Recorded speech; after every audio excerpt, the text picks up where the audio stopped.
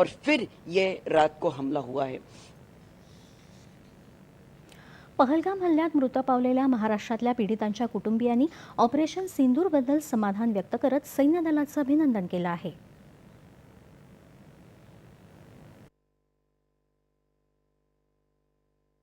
सरकारने योग्य पाऊल उचललेले आहे आणि आता पाकिस्तानला त्यांनी नेस्तनाबूत करून ठेवावं एवढीच इच्छा आहे। त्यांना आता तोंड वर काढण्याची संधी देऊ नये।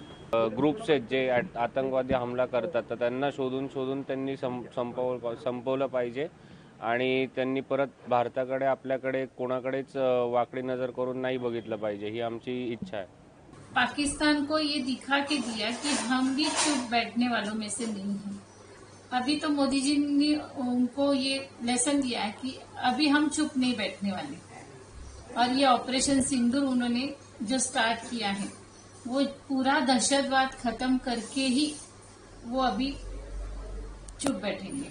जो हमारी सरकार है, जो हर स्त्री को बहन बोलता है, तो उनके पतियों को छीना गया था, तो उनका सिंदूर छीना गया था, शायद इसी की वजह से उन्होंने वो नाम रखा होगा। ये नाम पढ़ के तो हम बहुत रो रहे थे सुबह, और मुझे लगता है कि जो मेरे पिताजी का या फिर जितने भी उधर बच्चे थे उन सबके पिताजी और जितनी भी औरतें थे उनके पतियों का जो मतलब जान ली गई, तो उनका ये मरण जो था वो वेस्ट नहीं हुआ, और मुझे लगता है ये उनके लिए आज सच में दी गई एक श्रद्धांजलि है जो भारत ने एयर स्ट्राइक करके की है। बरं वाटलं, बाबांना शांती मिळाली असेल असं।